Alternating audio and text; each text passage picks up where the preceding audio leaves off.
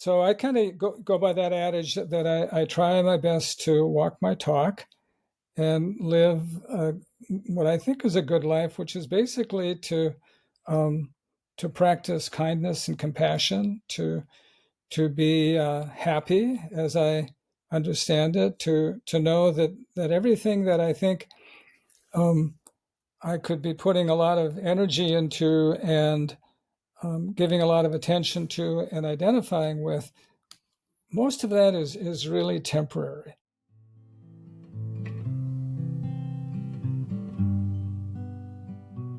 Hello, everyone. Welcome to the Reflections on Living Well podcast, where we explore perspectives on the good life in the 21st century. I am your host, Broderick. I hope you enjoy this conversation.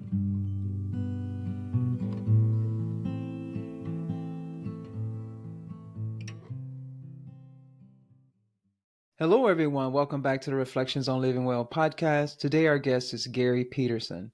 Gary is a registered craniosacral therapist who has been teaching and practicing energy therapies for over 40 years.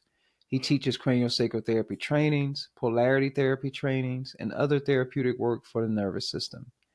His teaching and private practice are inspired by his strong desire to understand and alleviate the deep causes of suffering found with stress and trauma to the nervous system. He is especially motivated to help babies, moms, and their families to resolve the crippling effects of traumas and stresses that happen during gestation, birth, and early neonatal life. Gary's first book, Settling: Simple Ways to Calm Your Nervous System, will be published soon. This self-help manual gives you a set of vital skills for regulating your nervous system in order to experience greater health, balance, and relaxation. Gary and his wife, Bonnie, have 3 grown children and 2 grandchildren and live in Sebastopol, California. Hi, Gary. Hello, Broderick. Good to see you.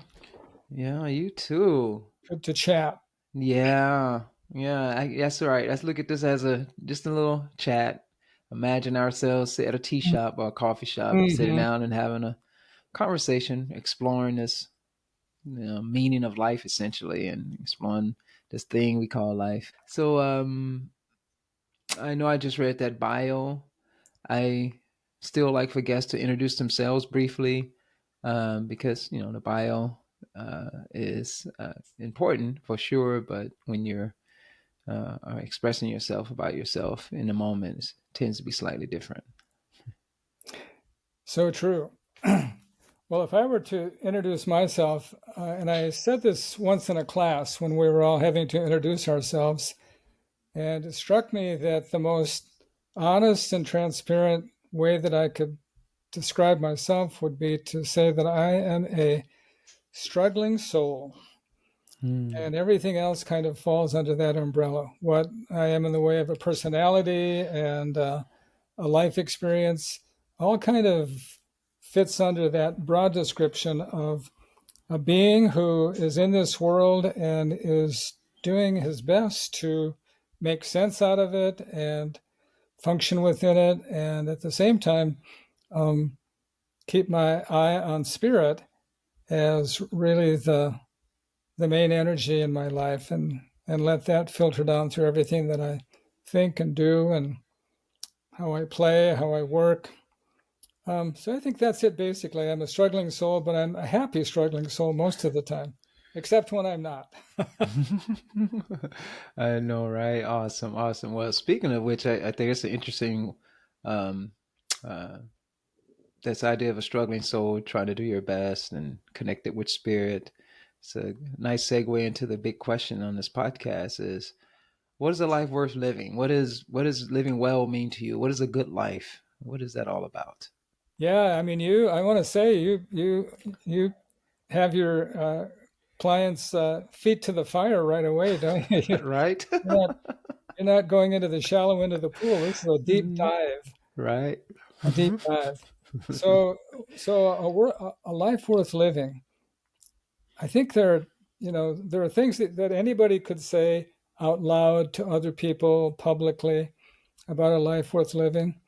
But a long time ago, one of my teachers something that that still really resonates with me, and that is that integrity is strictly an internal affair. That what we can say and how we can present ourselves in the world is often going to be a pretty obvious and transparent reflection of what we think a life worth living is. So I kind of go by that adage that I try my best to walk my talk and live what I think is a good life, which is basically to practice kindness and compassion, to be happy as I understand it, to know that everything that I think I could be putting a lot of energy into and giving a lot of attention to and identifying with, most of that is really temporary. Even the most important things that we all hold sacred in a way, and that would be family and spouse and the things that we collect, the material things, all of these things, they have their value and they're super, super important. At the same time, they're gonna go away. I'll be 80 this summer, in another month, and I mean, in my cadre of friends and people, somebody's leaving almost every month. Mm-hmm. So, and by leaving, I mean they're dying. They're going to wherever we go when we pass away, when we leave this body. So that's kind of a regular affair now, and it's sobering in a way, and at the same time, because of my particular idea of what happens when we die, I find it actually to be joyful. It's kind of like the Rumi saying, when you die, people are mourning you from the shore you're departing from, and they're celebrating your arrival on the other shore. So there's that sort of duplistic scenario about life, and a life well lived is that we're only here for a short time, and we, even if you live 80 years like I have, or 85 or 90 or 100, it's a little bit of a drop in the bucket compared to the immense and vast expanse of time. So I'm kind of circling around the idea of what a life well lived is. I think, basically to be here now and to do my best to help other people and be happy. Beautiful, beautiful. Yeah. Those are some common things that come up, kindness, doing your best to do good in the world and Mm-hmm. be of service to the world. And you also brought in here this important thing that, what's really important, life is not permanent. We come and we go. Yeah. And so can you elaborate on that a little bit more? Like what is this what is most important, you think? What really matters in life, knowing that Yeah. it ends, and you have a lot of your friends and Mm-hmm. and that are leaving, are transitioning. What is it? What matters most? What's really important? Yeah, that's a great question. I think the only thing that we really know is just this very moment, and this moment is already going by, and then there's going to be a next moment. But that sort of attention and appreciation for being present, for being here now, that really matters, because that's really where we are. And the idea of like kind of preempting ourselves to be in the future, or being nostalgia in the past, it doesn't serve us so well, because it takes us away from what we could be experiencing right at this moment. There's nothing new about what I'm saying. Everybody, I think, has some idea about this, but it's so easy to lose it. And I think one of the things that is hard for human beings to realize is that our main operating system, which is our mind, is a flawed system. It doesn't. It has a lot of problems, and so one of the ways that we can get the most out of this flawed system is to be present, and to not over-identify with things that ultimately don't last too much. And so does that mean that you don't care about anything? Of course you do. I love my wife and my family. Um, I love all the people that I've been so privileged to be with over a long, long time, doing a lot of different things. And so all of that is near and dear. Um, Nature, being in nature, is so amazing, so fulfilling, so much connection to spirit to be in nature. Mm-hmm. So all of these things are really important. And yet, um, what kind of tricks our mind and continues to be a little bit elusive for us is that we are going to die. We're going to die, and it's okay. It just really helps us to know that we shouldn't take too seriously ourselves and all the things that we maybe have done or that we have built up in our life. That all of that we've done is fine, and yet, as the old country song goes, this world is not my home. I'm only passing through. I'm just a traveler moving through this time space experience. Mm-hmm. Yeah. Yeah, Yeah. beautiful. So, yeah, this present moment, this is what we have. This is what's most important right now. How do I show up right now? How do we show up in these moments where this is it? Isn't, tomorrow is not promised, the next hour is not promised, but how am I showing up right now in this moment? Because that's Yeah. it. Yeah. Mm. Yeah. I mean, I love the way that you're saying it. Um, and it really is all there is. It sounds kind of trite, you know, to uh, to say what so many people have said before me and before you, but it's real. I mean, Mhm. it really is. And I think to wrap yourself around that, to be able to come to terms with that in some positive way, to to not have an existential crisis about fearing death and fearing the loss of your whatever false sense of empowerment you've had around your ego and your egoic structures, all of that stuff. Um, it's kind of like the chaff that needs to be separated from the grain to be Mm. able to taste the grain.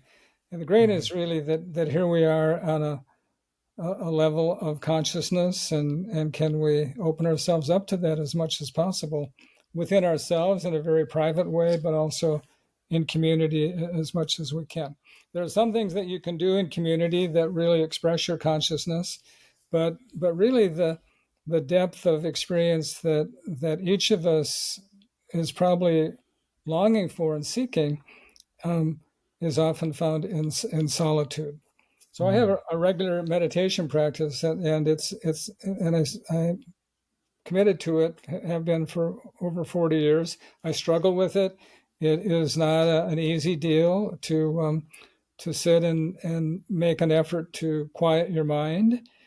It's a crazy deal. It's the monkey mind, the bumblebee mind, the hummingbird mind. It's all of those metaphors to be with that part of ourselves that is so dominant. Mhm. And yet, as you get even a little glimpse, even a tiny little glimpse of something greater than your own monkey mind, it is such a profound revelation to have that moment of that aha moment of um,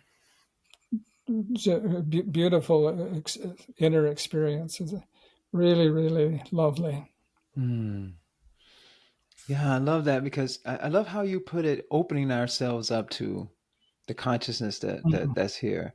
Yeah, That's great. I think, I said something about how I show up, but to open ourselves up to it, to embrace it, to accept this moment, this consciousness, and I like how you said, this level of consciousness that we're at, and being able to allow it to be present with us. That's hard, and really. it's Yeah, really hard. And I think yeah. And we make it sound like you say it sounds trite and all that stuff, but no, it's difficult. Yeah, and the trite part isn't the difficult part is really that it is difficult. I Right. think the trite part is that so many people say the very Say same it. thing, but there are, you can only find so many words to say that very same thing about the incredible mystical nature of life. Mm-hmm. So much of what we know, even from all of the research that is available now in the last 10 years, 20 years, 30 years, all of the advancements in artificial intelligence, on and on and on. Was hearing something on NPR this morning about how artificial intelligence is, very soon going to be bigger than our uh, own intelligence, our human intelligence on that level. And at the same time, that level of intelligence is, it's a flake of snow in a huge, huge. I mean, it's a drop of water in an ocean. The level of consciousness that is available to us that is within us, and at the same time is not so accessible, is infinitely vast. Mm-hmm. And I like the word infinite because it's infinite. Yeah, right. Boundless. That's what it is. Yeah. It's unbounded. Yeah, Yeah. yeah, Yeah. And that's beautiful because well, sometimes we can forget that, I think sure. we can completely forget that we can have this hubris that we know everything. We think that we can constrain reality, constrain consciousness. We think we can capture everything in our little feeble minds. And I think you said something earlier about having the way our system works, where our minds work, is flawed. It's inherently flawed because we live in a universe that's infinite and we're finite. Anything that's finite in an infinite universe, or world, or whatever you want to call it, reality, is inherently not going to be able to capture the infinite nature of things. And therefore, it's going to be limited. It's going to have quote unquote flaws. And we as a species, the way we evolved to survive within the consciousness that So we're in. yeah, So therefore, it's not going to be. It's not necessarily. It's evolved to survive in a particular context, and so yeah, it's yeah, that's go ahead. right.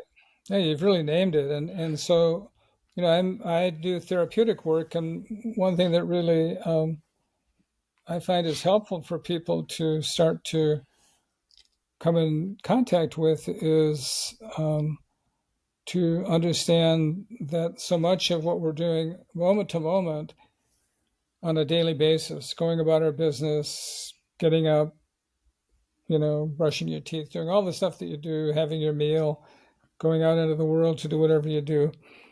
So much of it, and I'm taking off of what you said, so much of it is survival oriented.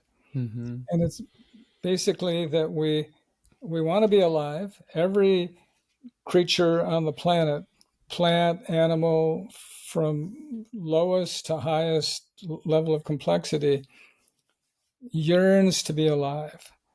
So that impulse to be alive is just a strong driving force. And at the same time, we're going to die. Mm-hmm. So it's And it's complex.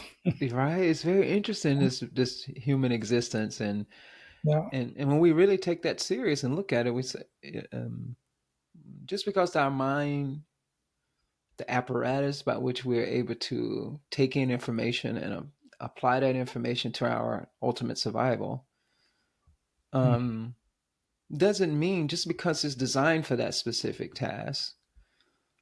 Of course, this is very complex. I'm not overly simplifying this, folks. I'm very aware of the complexity here, and I'm not reducing it. I'm not, saying that it's not. It's a small thing, but inherently, though, There's so much more to life. There's so much more Absolutely. to existing that our the way our minds are developed through evolution, um, it's not going to capture necessarily all of those things.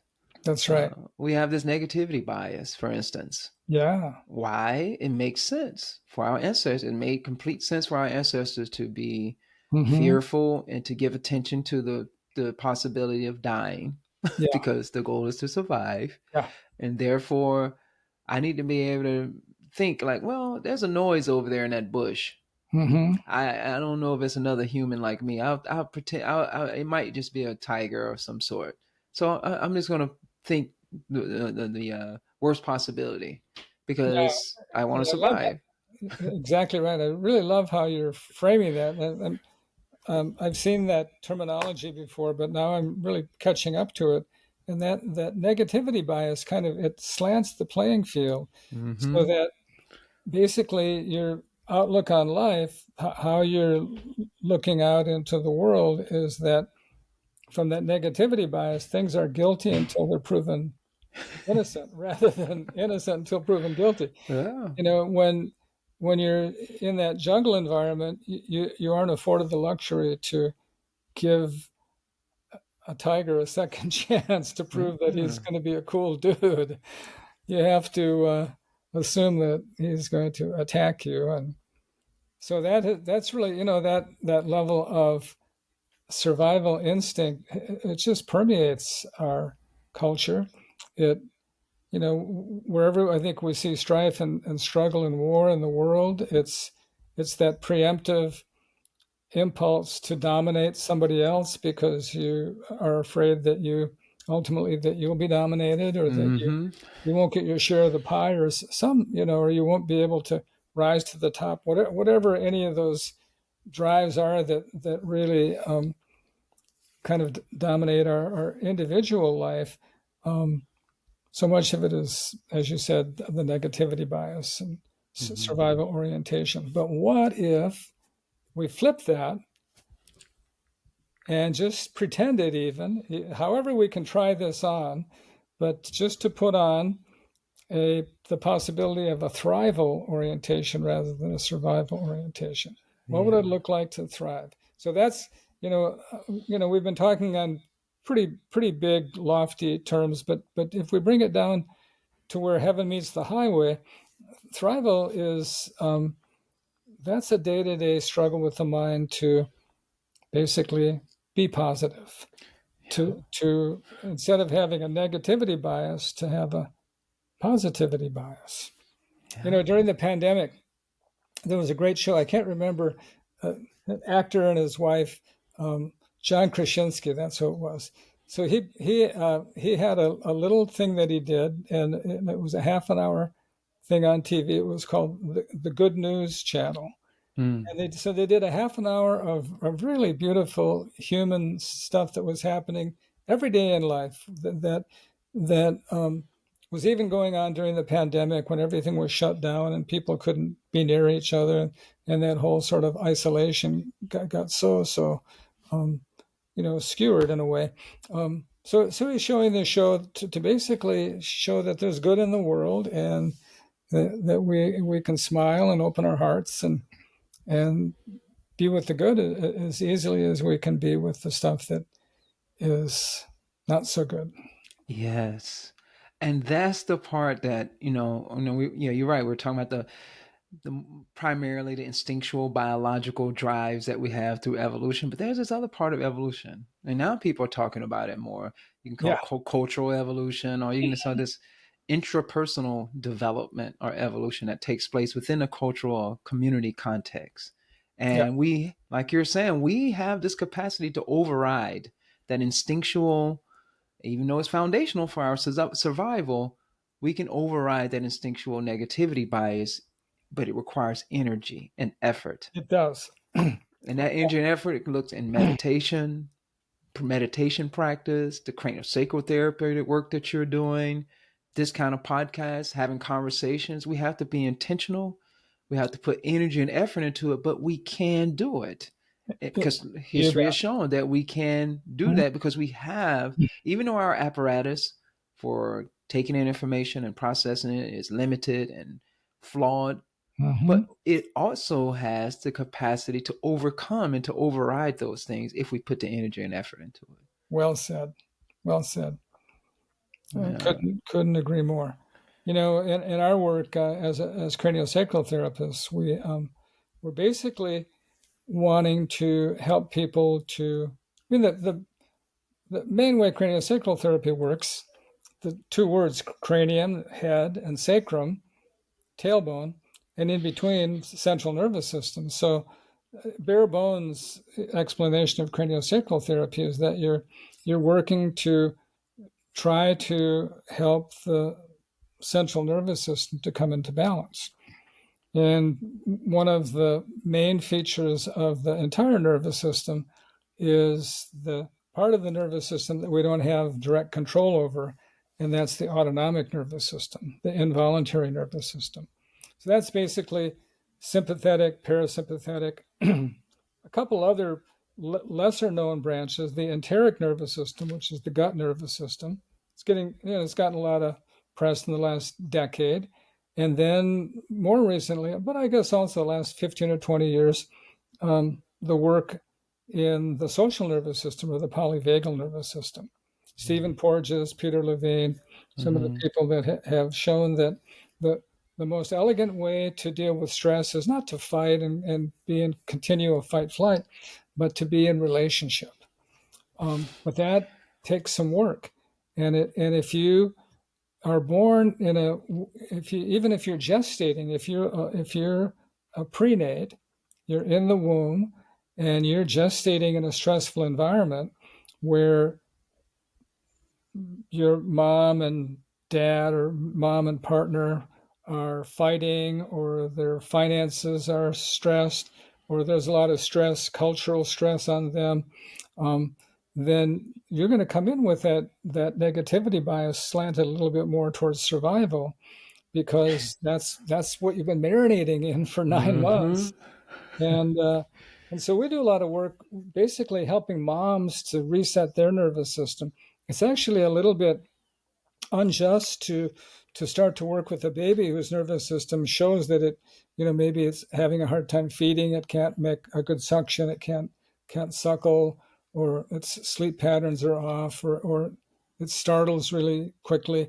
That little baby, if you were to be able to help that little baby's nervous system do a reset, but the mom's nervous system and the other parent and the other people in the family dynamic are still, their nervous systems are unregulated, that little baby is going to really be at the mercy, having kind of found some level of settledness, and then being in a very unsettled environment would be really crazy making.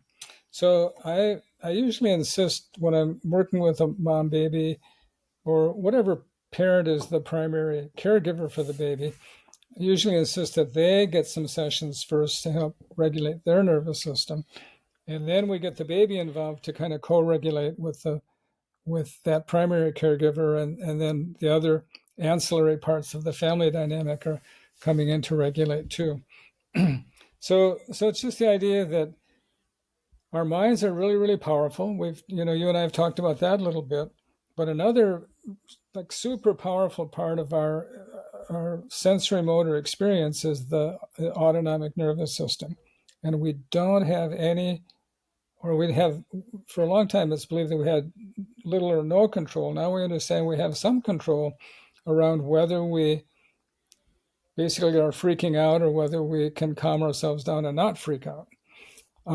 So to a baby, that can be a total difference maker, as far as being able to, even with a pretty challenging beginning, to be able to eventually come to a balance point with primary caregivers, and now starting to be able to live in a way that isn't so startle and reflex and reactive oriented.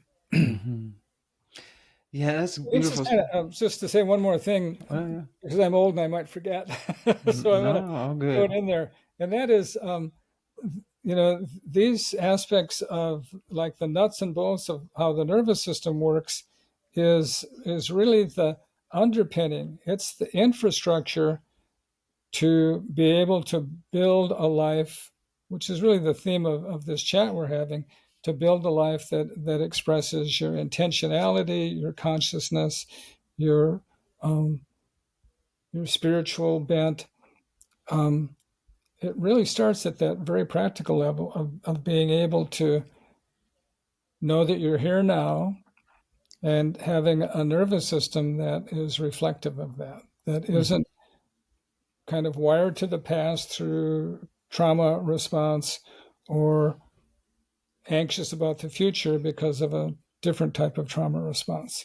But just to be present um, and to have a nervous system that can be present because it's relatively calm and balanced. Mm. Oh, I'm loving it. Thank you for all that, Gary. That was awesome. Oh, yeah, sorry I interrupted you. It was my bad on my part.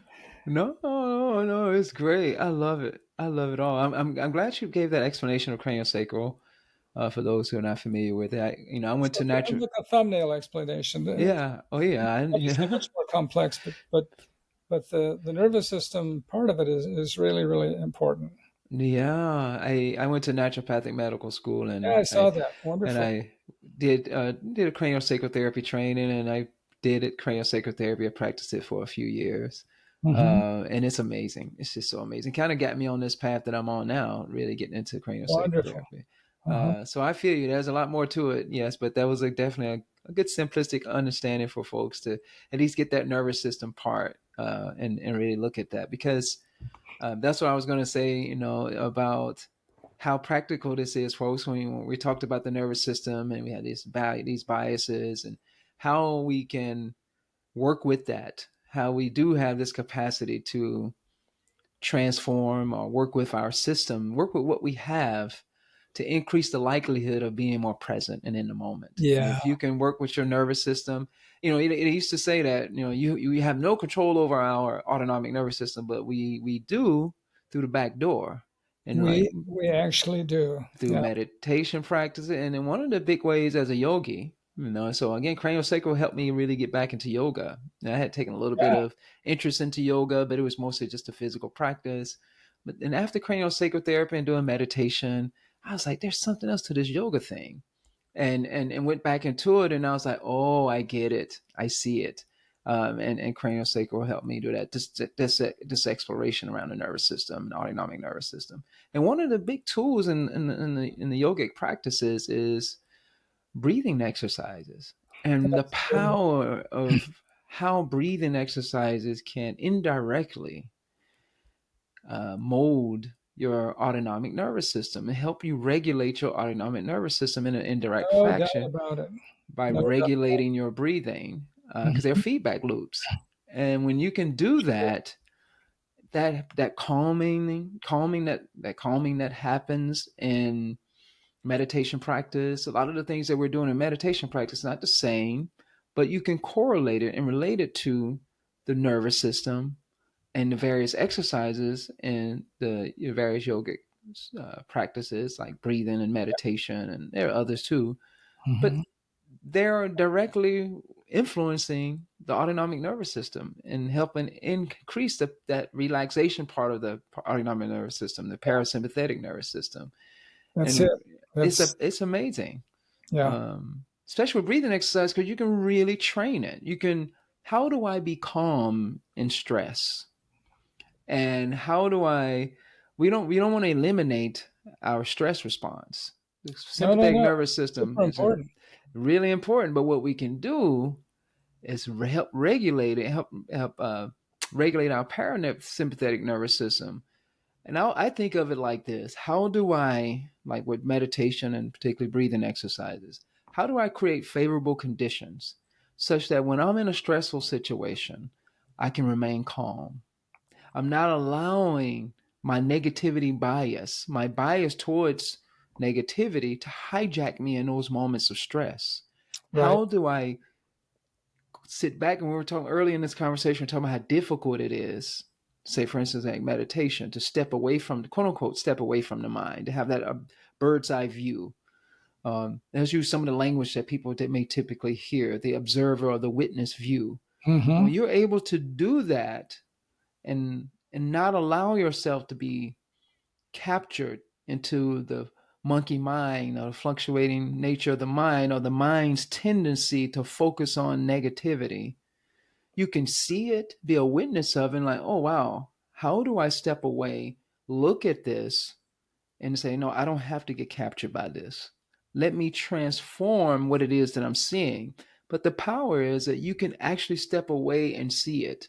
And a way to do that is learning how to regulate your nervous system and Yeah, train your nervous system. You can be it through craniosacral therapy, meditation, all these various tools out there. there's a lot of ways you can do it, and you're really naming some things I think that are not.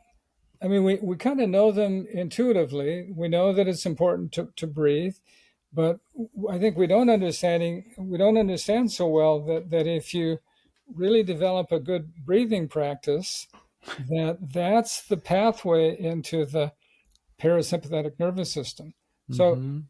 when we think about the parasympathetic, the best way that I have found to understand it myself is basically to watch a pet, like a dog or a cat. And cats, especially, because even your domestic cats like to do their predatory behavior. They like to stalk, whether Mm-hmm. it's a little toy on the floor, whether they're out in the yard, maybe there is a bird or a mouse or something that they could like becoming very narrow and sympathetic in their approach to. But most of the time, that cat is just chill, Mm-hmm. absolutely laid out on the floor.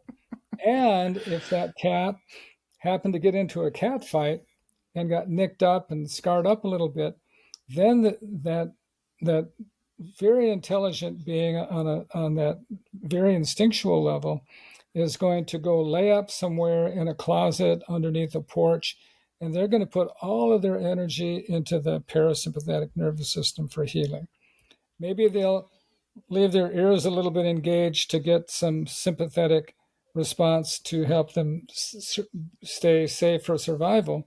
But 99% of their energy when they're wounded is going to go, they're basically going to go kind of comatose to put all of that energy into the parasympathetic nervous system because that's where healing happens. Mm-hmm. So, our whole system of healing has been a little backwards in a way with sophistication and modern techniques and technologies. We create healing environments, clinics and hospitals and different places that are pretty highly sympathetic. There's a lot of machine noise going on. People are scurrying around. The pacing is usually pretty intense. The way of the cultural way that things happen in those environments isn't so chill, and yet we want people to heal. So it's a little bit contradictory. And um, Mm-hmm. I have clients who are doctors and osteopaths and nurses. I have a lot of nurses that take my trainings, and they're pretty amazed actually at what happens in their own transformational process when they actually start to slow down and notice breathing in a more parasympathetic way, like relaxing the nervous system so that the respiratory diaphragm relaxes. Have people put their hands on their belly and just track belly breathing.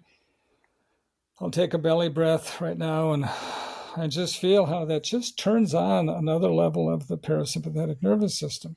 Now these are just time timeless understandings that have come down through millennia of Mm-hmm. what to do to to get back to your topic, how to live a good life is to slow yourself down and be able to know that not only um, can your mind come to a different level of balance, but your whole body can come to a level of balance where you're not chasing, Mm-hmm. where you're not the predator. Whatever it is that you would be chasing, you don't have to be that anymore. Mm-hmm. There may be some moments in your life when you do have to be engaging fight or flight, but honestly, most of the time, that's really off the table too. It was a wonderful story about some people, it might have been a couple, maybe three or four people, who were in Beirut, Lebanon, about 20 years ago when there was a pretty intense civil war going on there.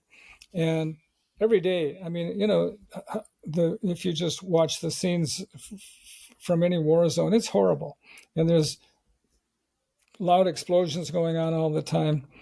These people had figured out how to thrive in an environment that had daily life-threatening situations going on an hourly basis, explosions and gunfire and militia coming down one street, and all these things that are just horrendous in a war zone. They had just gone underneath all of that and had made a commitment to, back to your topic, to living a good life in an environment that was where it would seemingly be almost impossible. And some of the ways that were the foundational pieces for them living a good life are exactly what we're talking about. They made it a commitment to meditate, to slow themselves down, to be present, to not over-identify with anything about them that could go away, including their physical body.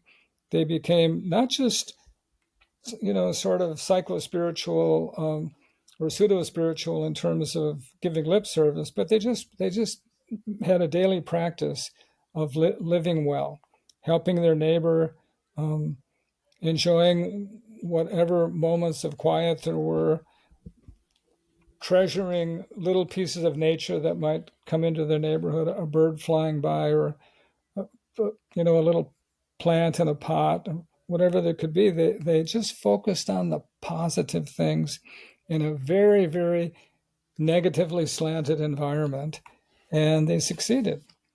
So one of the things from the standpoint of nervous system transformation is, it's talked about in my circles and in the stuff that I read and listen to, but it's basically increasing. We could say increasing bandwidth, but the word in nervous system terminology is increasing novelty, being able to move out of a narrow survival focus and slowly increase the type of stimulations you can get that are kind of new to you, but don't send you into reaction. Yeah. Reaction is a killer. So can we increase our bandwidth in such a way, increase the type of things that are coming in, that while they may be new to us, they don't send us into an immediate sort of preemptive, reactive fight-flight response. Instead, we might have something new coming in and have trained ourselves to take a breath and go, let's just be with this for a moment and not get too worked up about it, and let it, oh yeah, okay, it's actually something that's kind of cool. The noise that I heard that I could have thought was an intruder coming to my house is just the dog tipped over something out on the patio or something like that. So these are the daily moment-to-moment things that translate into the possibility of living a life that, as we do have stimulation, gives us the potential to respond rather than reacting. Yes. And that makes all the difference. Can we respond as much as possible and minimize our reactions? Beautiful. Save the reactions for the big events that really require them. Exactly. Yeah. And it's not easy to do. It's not like, oh yeah, I can just flip a switch and make this happen. It takes practice. So the starting place is, not to just be high-minded and have wonderful ideals. Those are great, but to, go inside the laboratory of your own body, start to slow yourself down, work with your breathing, work with feeling your body, feeling your feet on the floor, your butt on the chair, your back of your body against the chair back, noticing the back of your body compared to the front of your body. Back of your body is more motor oriented. It's got more of the potential for fight flight. So I am trying to get my clients to chill out the back of their bodies so that the parasympathetic can come to the foreground a little easier. So all of these things are, I think, part of a gestalt or a whole holographic process to be more healthy and whole and to feel good and feel happy. Mm-hmm. Oh, beautiful, Gary. Easy to say, hard to do. Exactly. Yeah. But you, and I think, oh, there's so much in that what you said, and I want to kind of draw out for the audience here, and that there are different perspectives and angles of approaching these ideas. They're Mhm. not the same. They're just different perspectives. You That's can have right. this physicalist focused and focus on the nervous system and talk about this, or you can have a contemplative practice perspective on this, or a religious perspective on all of this. Yep. I'm not saying none of those are the same. Some work better in particular ways at helping you make sense of the general idea, which is it goes back to, like you're saying from the beginning, being present. Yeah. When you're more relaxed, when your parasympathetic nervous system is much more engaged, for instance, versus your sympathetic, which is the fight or flight. When you're able to, because you're able to hold more in the present. When you're able to relax, you're able to see clearly, and that facilitates the possibility of responding versus being reactionary. Yeah. And you can, again, you can look at this in all kinds of different ways, but the idea again is to be as present as possible. Because you gave a good example, because a lot of this is happening right now in the world about what happened in Beirut, Mhm. where it's almost like it forces you. It's like there's nothing I can do.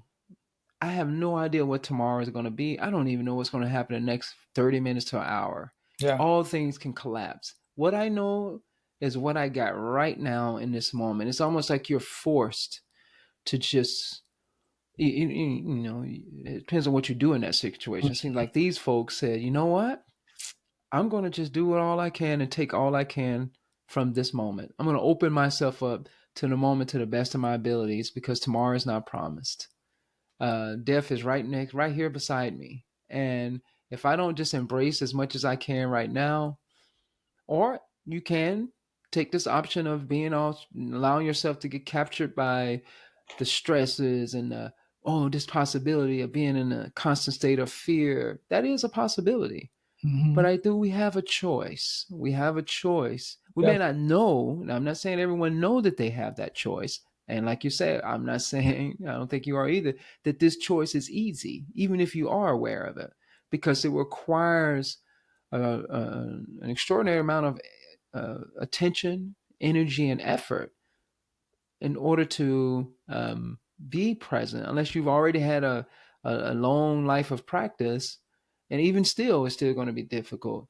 But to be able to say, all right, I'm going to give attention to cultivating my capacity to be present, to relax, to soften around the horrendousness of this life that I'm experiencing around me. Yeah. How can I do that? Now, all these different tools and techniques for doing that. But I guess what we're saying, that it's possible. And at the end of the day, that's the good life. Having a bunch of stuff can be beneficial. Yeah, I'm not saying that there's nothing wrong with that. All right. Yeah. But if we're really honest, we don't know. We don't have We control don't. over what goes on. So, what I do have some control over is to talk about it in terms of nervous system, is to, how do I learn how to regulate myself? How do I learn how to regulate my nervous system? Yeah. How do I learn how to be in a contemplative practice sense, be in equanimous, or having a steadiness of mind, no Yeah. matter what is arising in my life? That's a good life. That's a big part of a good life. Absolutely. Just to jump in and say, we've talked about a few different things that I think all can contribute to that good life and to a balance inside. One thing I discovered about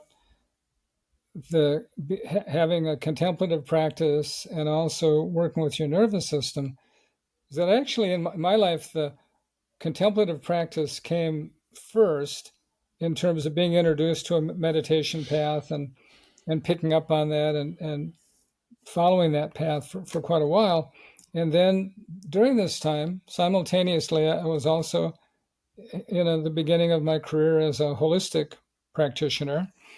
And somewhere about 10 years down the road from having that holistic practice and being a meditator, it really dawned on me enough kind of stimuli came my way, enough information came my way, people were telling me, and I was starting to be able to take it in, that my nervous system was a wreck. Basically, I was, you know, so I've been able to see a lot of people who actually are in, and all of this is really beautiful, good intention to move forward and rise in consciousness. But so what happened for me was, when I really started to work with my nervous system.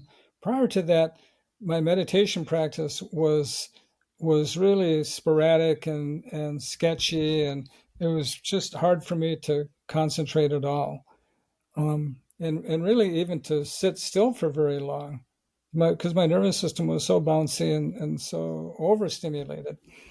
And when I did, over another 10 years, so 10 more years go by, and during this next 10 years, I've done some pretty intentional work on settling my nervous system, starting to think about writing this book, and actually having a settling practice that I kind of put together, cobbled together.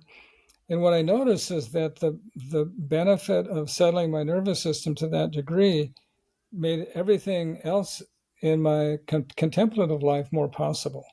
I was then able to sit longer.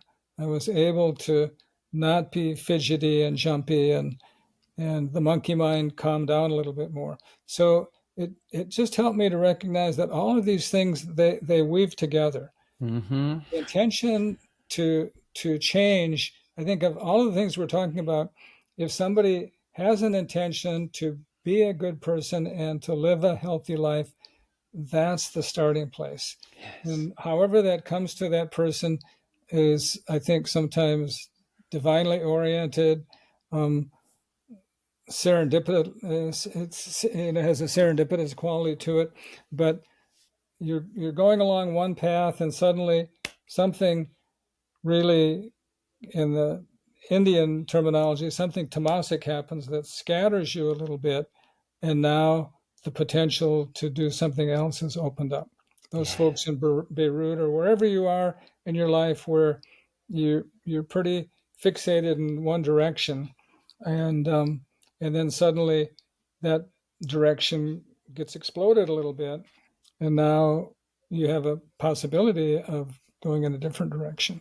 And for Mm-hmm. those people that choose to take their direction more inwardly and build a life that has more orientation to health and presence, then that, I think, is quite remarkable. And people like you and I are here to support that. Mm. Awesome. Good stuff. So we're in around 50 something minutes here. Yeah, wow, it's gone by I so fast. know it's so much the more there. I'm going to throw a few things at you that you mentioned earlier Okay. that's related to all of this. How about relationships? You mentioned polyvagal theory, and then also just in general, what role does how does relationships impact or influence this presence and this idea of being living well? Yeah. I mean, relationship, frankly, everything that we're doing at any moment in our life is about relationship. Mm-hmm. So I think just bringing that into some awareness, the relationship not only with other people in your life, but the relationship to yourself, to your body, to to the bigger world outside of your family, and um, so huge topic, relationship. In my life, I've been married twice. I've been in my second marriage now for 42 years, and Mm. I would say what happened in the second time around is, um, I I learned painfully some experiences from my first marriage, that when my first wife and I met, and we weren't very conscious, actually. Um, we were good people. She was a good person. I was trying to be a good person. We both were, but we had, our own painful pasts sort of dictated that we medicated a lot. So we both drank a lot. There were recreational drugs that we used. And in retrospect, looking back on that time, um, those were not just frivolous things going on, but really an important way of regulating our nervous systems, but through not the best methodologies. So, the drugs and alcohol did have a suppressive effect on my nervous system and, kind of helped me be chill in a certain way. But the reactivity was always underneath the surface. And so then, second time around, both my current wife and I met in that intention to be healthy and whole. So we both happened to be on the same meditation path. We both had similar ideas about what it meant to be healthy and whole. So there was that sort of a field. There was like a fertile, resonant field for us to start our relationship in. And on a very practical level, that created a ground. That was like the baseline. We both knew that relationships are transient, temporary. They, they have moments when things are really, really good, and lots of moments when things are challenging. So there was just a lot more understanding that we had, and that helped us, I think, to be able to have a longer relationship, which now, will I think be 43 years in September that we've been together. And sometimes being together has meant hanging by a thread. That the relationship has been severely challenged, but the foundation that we laid, which really the main plank in that foundation, was that we both had the same spiritual path. The essence of what we thought was important was the same for both of us. And when things were the rockiest, that's what we rallied around. And we would look at each other and remember that we're each struggling souls, and that we honored the essence in each of us. And then our hearts would open and we would soften, and the things that we're kind of fighting over would go to the background. And that's how we were able to sustain ourselves and keep our relationship going for a long time. Awesome.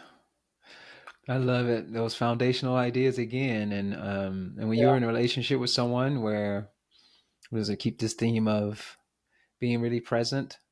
Relationships can force you to be present when you're like, okay, I want to be engaged. But when you have that contemplative foundation, this intention to be present, just to keep that theme going. And there's other aspects of contemplative practice as well, of course. Yeah. But to have that intention and cultivating good qualities and cultivating these virtuous qualities and things that nature. When you have that intention with someone, and when you're in relationships with people, yeah, they're challenging, but the beautiful part of it, relationships and interacting with another person, kind of forces you to be more present. If you have that background, if you're really committed to the relationships, whatever that would be, a romantic relationship or familiar relationships, Yeah. relatives or community or whatever it may be.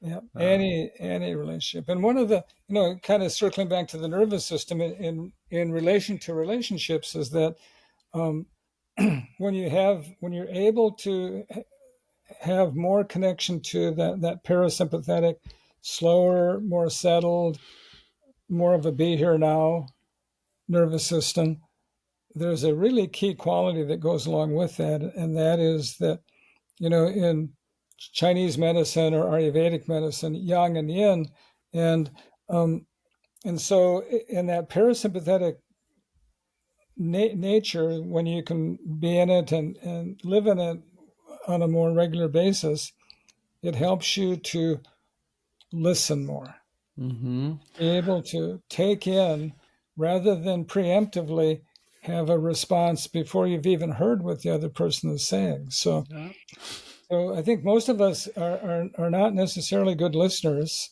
and we, our minds, we may have attention deficit, we may be pretty scattered, but just to be able to slow things down and take in what's being said, again, and then taking a breath before we respond, a whole different ball game.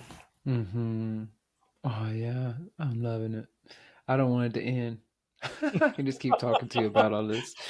So before I'm going to ask a few more questions here Yes, before we please. sign off. Mhm. Should we do So a you, rapid fire? I You do don't know. that? Yeah, sometimes maybe I've done a little bit of that, but We don't so have a lot more time. yeah, I You, guess you go ahead. You go ahead and I'll, ask questions. oh, it's all good. I'll do this general question, and that'll kind of uh, somewhat like a rapid fire, because you said something earlier about being present.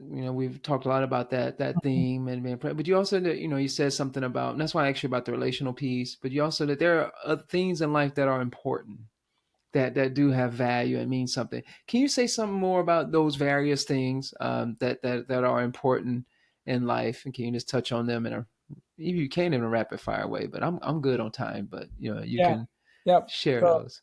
I'm going to try to show a little triangle. And if you can imagine 5 layers in this triangle, this is my my my little roadmap for success, if you Awesome. will.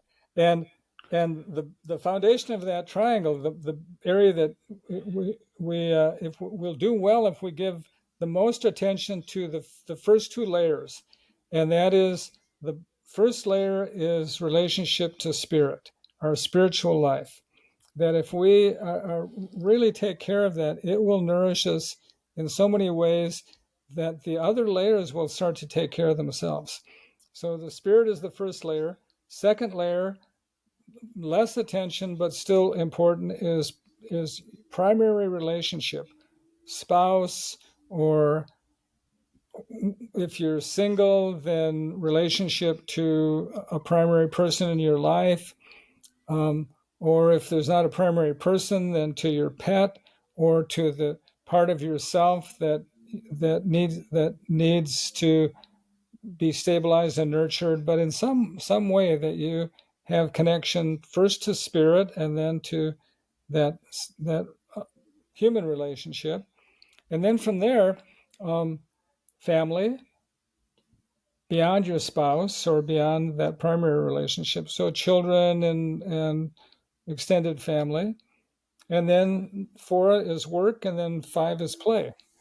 And that basically, if you have good connection to spirit and your primary person in your life, then those other things usually take care of themselves.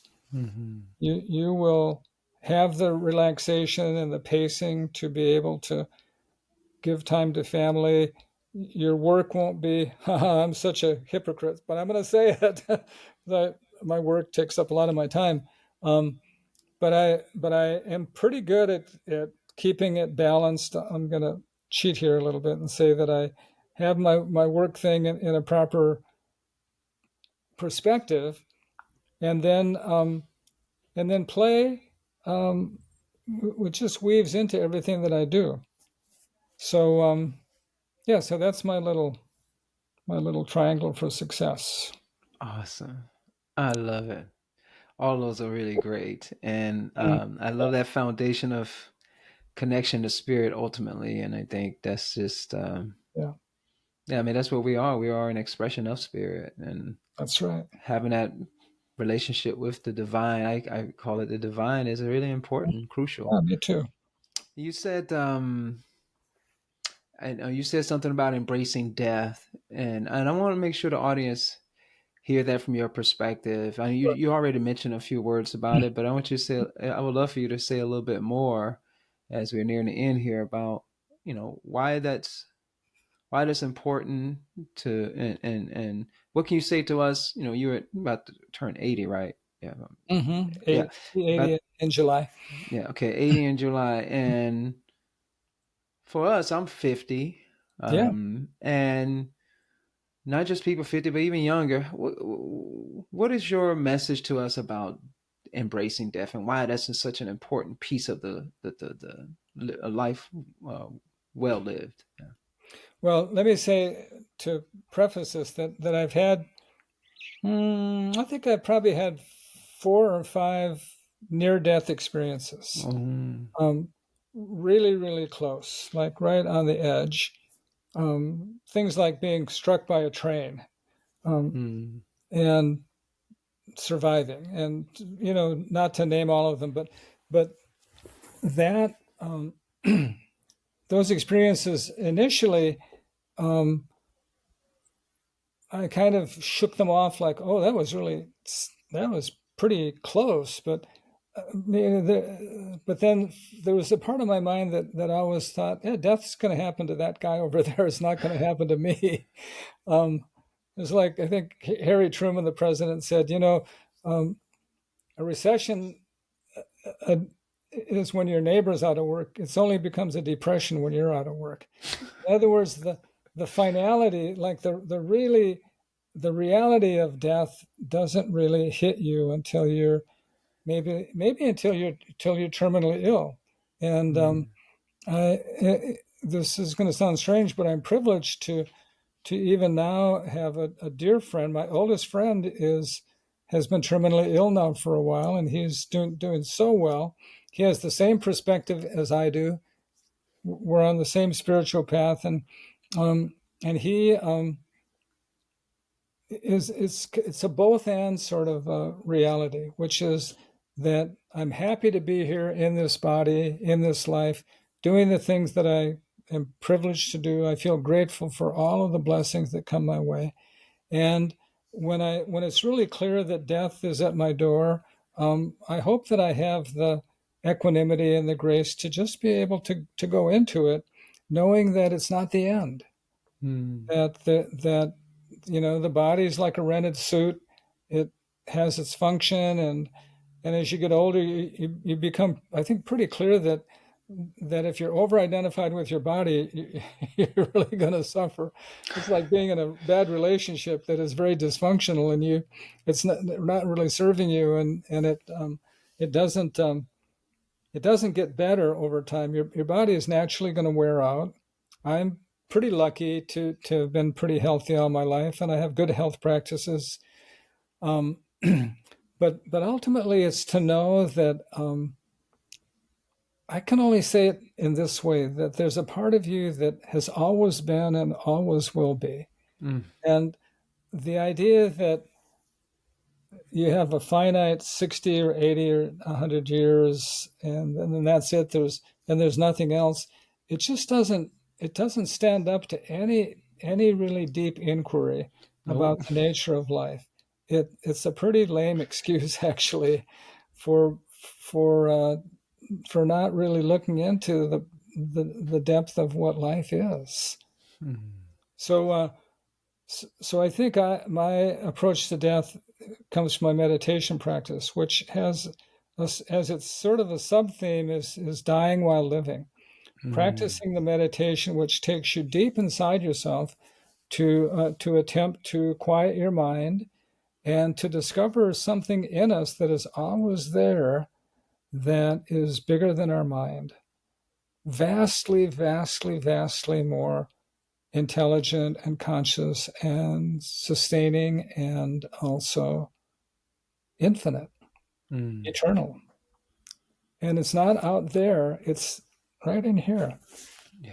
And it's the possibility of finding that level of consciousness exists with every person. Everybody has that potentiality. Mm. So that's Awesome. that's it. That's my idea of what it means. Beautiful. Thank you for sharing that. Two more questions. Sure. Then I'll let you go. Oh, it's been great. Really I, enjoyed. oh, me too. Again, I love it. I love your energy. I see the guitars back there. Yeah. I gotta ask about music and the importance of music to you and a good life. I love music. Um, I I do a little travel in my work. I commute from Sebastopol to San Rafael 2 days a week. So about a 45 to an hour drive, depending on traffic, about 35 miles. And I have a practice office down there. I see clients Tuesdays and Thursdays. And so most of the time on the drive down, I'm either listening to public radio, which I find is often a good source of information, but also really good programming, or I'm listening to music. and and then when I get home, I'm on the way home. I'm usually listening to music. I've had my news feed for the day at some point, so that's enough of that. And I'm just listening to music, and so then when I get home, I'm kind of like, oh, I like the licks in that song. I'm going to just take the guitar off the wall and play for 10 minutes. So sometimes I'll just come in to this to my office here, and I'll pick up one of the guitars and just play for a little while before I even go say hello to my wife. And she understands that. She knows I just have to download a little bit and slow things down. The drive home and the work day. So yeah, so music is really important to me, and I have always loved to sing, and I'm kind of a back porch picker, play a little bit, not good enough to string a tune together like that. Awesome. I would love to be Beautiful. able to. I've taught myself to play guitar. I would love to be able to play piano too, and that Mm, hasn't come my way yet. mm, beautiful. Yeah, I love music too. Oh, Are you a player? Do you have an instrument that you I play? love listening. I love playing guitar. I have an Uh-huh, acoustic great. guitar, and then I play capoeira, like it's all percussion instruments. Uh-huh. And I love all of it. Yeah, yeah. Like, music, especially my guitar. I like to play at night before just to Uh-huh. There you go. settle down before going to bed, and it's just really soothing to my soul. I just love it. Acoustic or electric? Acoustic. Uh-huh. Yeah. I like bass. Mm, definitely. I originally wanted to play bass, but then I was like, well, maybe I should learn this acoustic first. And Mm-hmm. then I fall in love with the acoustic and just haven't uh, made the time to really dig into the bass, but I have one and I will be playing it. Not an Yeah, upright bass, it's electric that's bass, but I will definitely. I've picked it up and played around with it, but I'm like, okay, this is coming when the time works out when I you can put bet. the energy and time into it. I'm definitely gonna play the bass. Wonderful. It's awesome. Did you ever So play in a band? no, not really. Oh, I kind of started one time, and it didn't really work out with those group of people, but hmm. that's still a dream. It's a dream Sure. to be in a little band, not like trying to go around the country, but just a little local band, just a good couple of folks getting together and just playing and making music together. That's a dream for Yeah. sure. Yeah. Um, well, one final question. Okay. Um, is there anything you'd like to leave the audience with before we sign off? Hmm.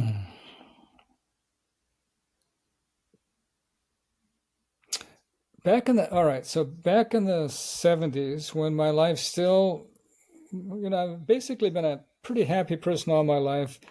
Um, but I did go through a period of about 15 years where I medicated pretty heavily with drugs and alcohol.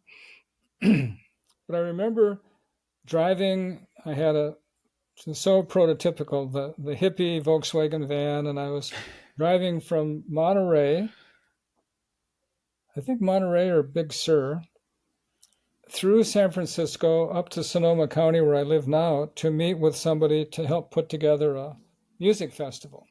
And I was just going to do grunt work. Um, and where this is all going is that every time I would take this drive and I would end up on 19th Street, and there was a certain turn on 19th where suddenly you were just looking at this big billboard up on a building, and it was the mystic Mayor Baba, a big picture of Mayor Baba with a radiant, smiling face. And there were like three lions on the billboard, and it was do your best, don't worry, be Mm. happy. And even then, with not much consciousness, although things were percolating, I could really feel like something was moving. That really, really stuck with me. Do your best, don't worry, be happy. So that's it. That's my swan song. Gary, this has been awesome. a blessing. Likewise. Really enjoyed it. Me too. Appreciate you. Appreciate the work that you're doing in the world, Back at you, brother. helping people, and yeah, man, love you, man. Um, Likewise. and I hope to talk with you some more. And we're not that far away from each other, so we got to make that happen. Yeah, let's meet in person someday. That would be great. Have a cup of tea or something. That's awesome. All right, take care. Thank you, Broderick. Been a real pleasure, and I hope we did good.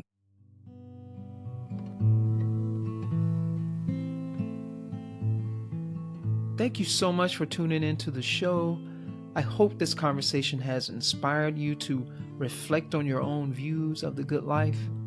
If you enjoyed the show and want to hear more inspiring and thought-provoking conversations, please follow, write a review, and rate us on your favorite podcast app. If you are tuning in on YouTube, please hit that like button and subscribe. Your support is very much appreciated.